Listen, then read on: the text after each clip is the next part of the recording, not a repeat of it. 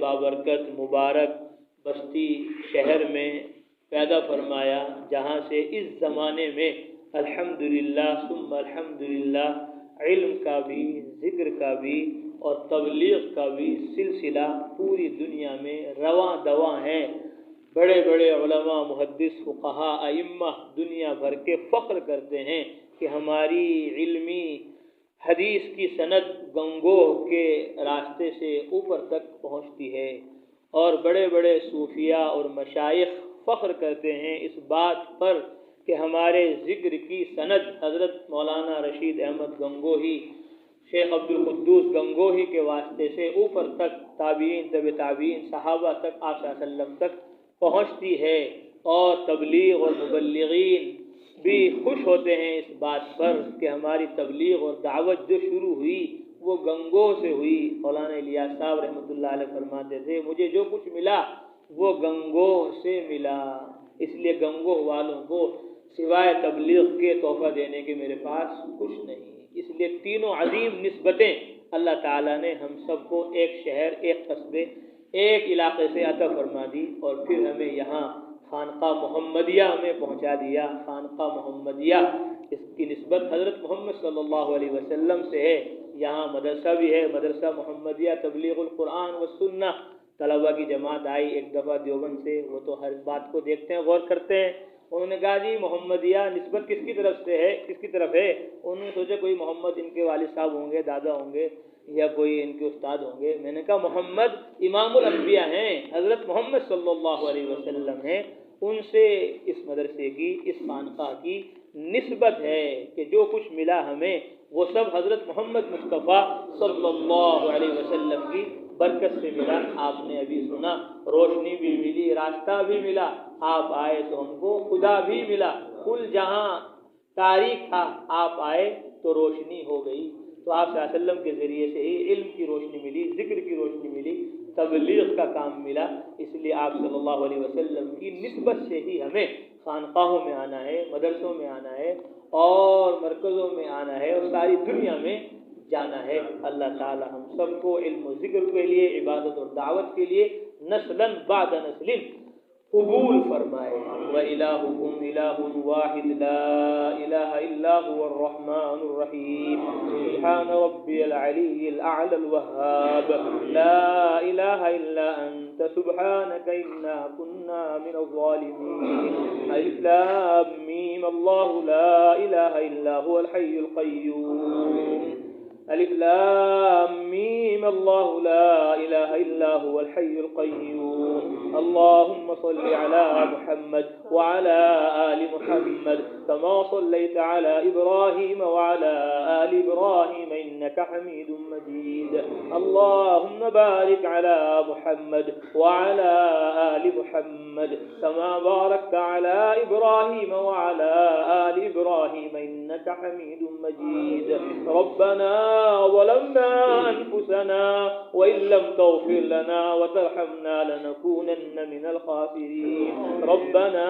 آتنا في الدنيا حسنة وفي الآخرة حسنة وقنا عذاب النار اللهم إنا نسألك إيمانا كاملا ويقينا صادقا اللهم إنا نسألك تمام الوضوء وتمام الصلاة وتمام رضوانك وتمام مغفرتك اللهم إنا نسألك علما نافعا ورزقا واسعا وشفاء من كل داء ربنا زدنا علما وصلاحا اللهم أعنا على تلاوة القرآن وذكرك وشكرك وحسن عبادتك اللهم اجعلنا لك ذكارا واجعلنا لك شكارا اللهم إنا نسألك الصحة والعفة والأمانة وحسن الخلق والرضا بالقدر اللهم حسن أخلاقنا اللهم طهر قلوبنا من النفاق وأعمالنا من الرياء وألسنتنا من الكذب وأعيننا من الخيانة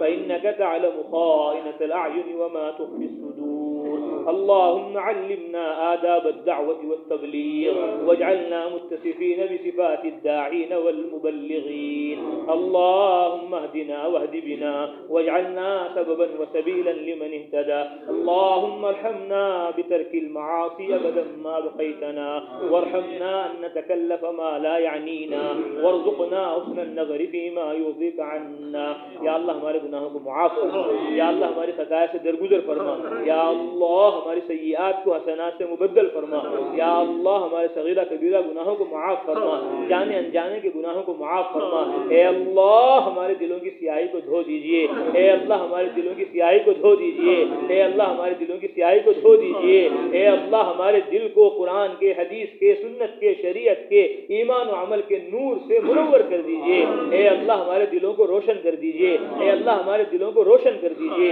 اے اللہ ہماری زبانوں پر اپنے کلمے کو مستقیم ترقی مسلسل جاری فرما دیجیے۔ اے اللہ اپنے احکامات کو ہماری زندگی میں نافذ فرما دیجیے۔ اے اللہ ہماری آنکھوں کو، ہمارے دماغ کو، اے اللہ ہماری زبانوں کو، ہمارے ہاتھ پاؤں کو، جسم کی ہر عضو کو اے اللہ اپنی اطاعت و فرمانبرداری میں لگا لیجیے۔ اے اللہ آپ کی مدد کے بغیر کوئی نیک کام نہیں ہو سکتا، آپ کی مدد کے بغیر کوئی برے کام سے نہیں بچا جا سکتا۔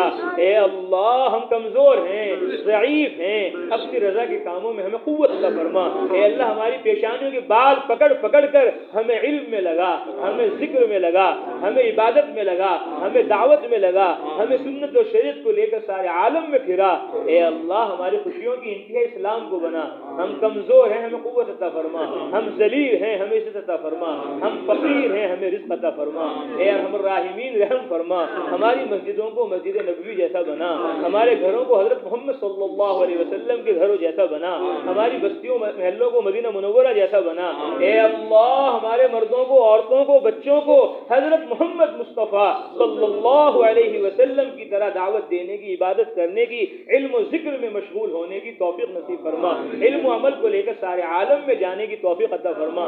سعادت والی زندگی نصیب فرما، شہادت والی موت نصیب فرما۔ برے خاتمے سے ہم سب کی، پوری امت کی پوری حفاظت فرما۔